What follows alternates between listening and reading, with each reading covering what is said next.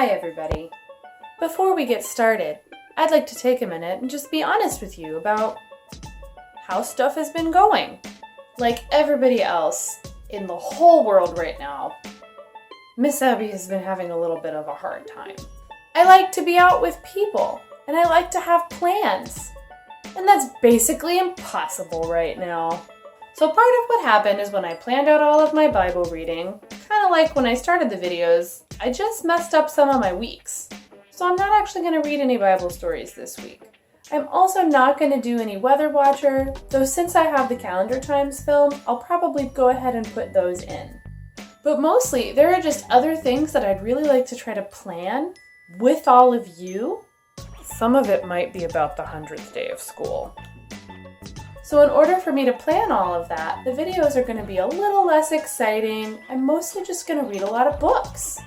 Because who doesn't like books? Before we read today's book, I think we should do one of the crafts that Miss Haley and I made. Let's go see what it is. Today, we are making clothespin dragonflies. This was one of our favorite crafts to make. All you need are clothespins, pipe cleaners, glue, markers, and googly eyes if you have them. Start by coloring your clothespin. Miss Haley and I both made stripes. Next, shape 2 pipe cleaners into wings and twist them together.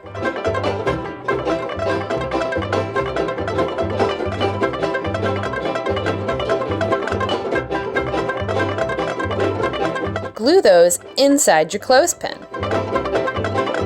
Then either draw or glue eyes on.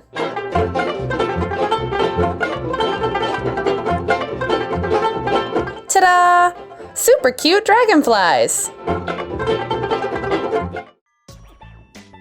Crafts are just so much fun, and they're such a good way to pass the time when you're all stuck at home. Another good way to pass the time is stories. So today we're going to read Corduroy, which is just such a wonderful book, and I've been meaning to read it to you all year. Let's get started.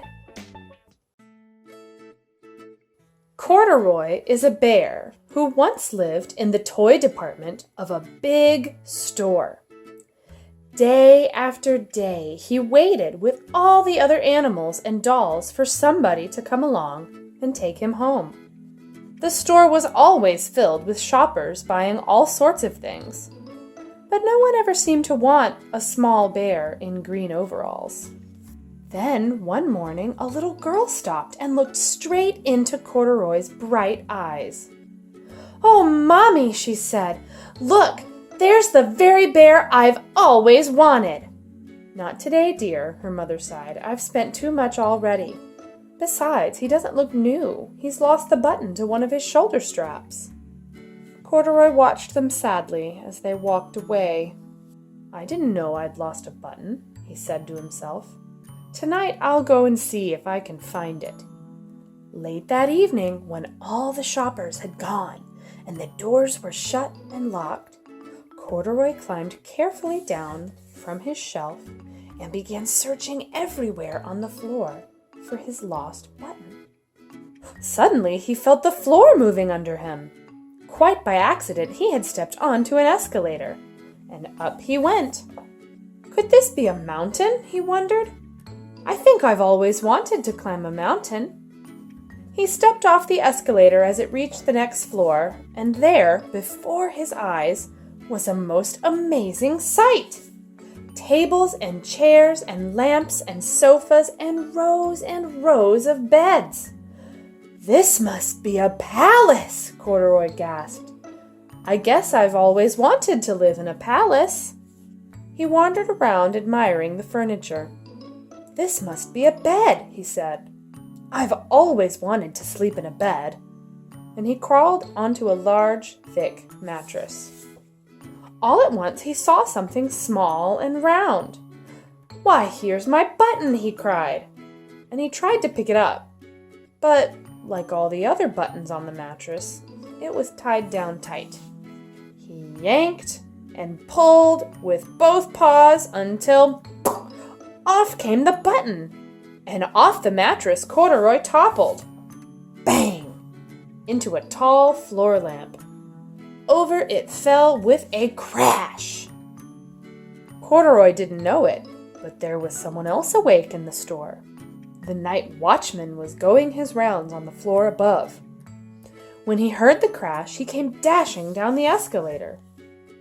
"Now who in the world did that?" he exclaimed. "Somebody must be hiding around here." He flashed his light under and over sofas and beds until he came to the biggest bed of all. And there he saw 2 fuzzy brown ears sticking up from under the cover. "Hello," he said. "How did you get upstairs?" The watchman tucked Corduroy under his arm and carried him down the escalator and set him on the shelf in the toy department with the other animals and dolls. Corduroy was just waking up when the first customers came into the store in the morning. And there, looking at him with a wide, warm smile, was the same little girl he'd seen only the day before. "I'm Lisa," she said, "and you're going to be my very own bear. Last night I counted what I've saved in my piggy bank, and my mother said I could bring you home." "Shall I put him in a box for you?" the saleslady asked. "Oh, no, thank you," Lisa answered, and she carried Corduroy home in her arms. She ran all the way up 4 flights of stairs into her family's apartment and straight to her own room. Corduroy blinked.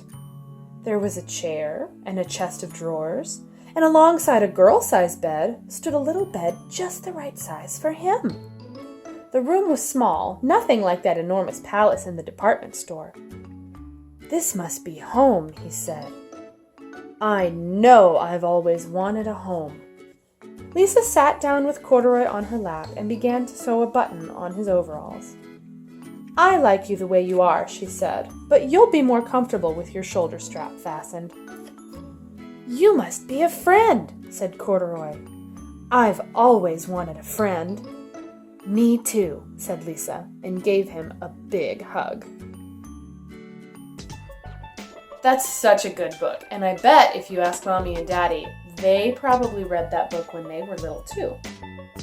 Well, I think that's all I had for today. I'll see you tomorrow. Bye!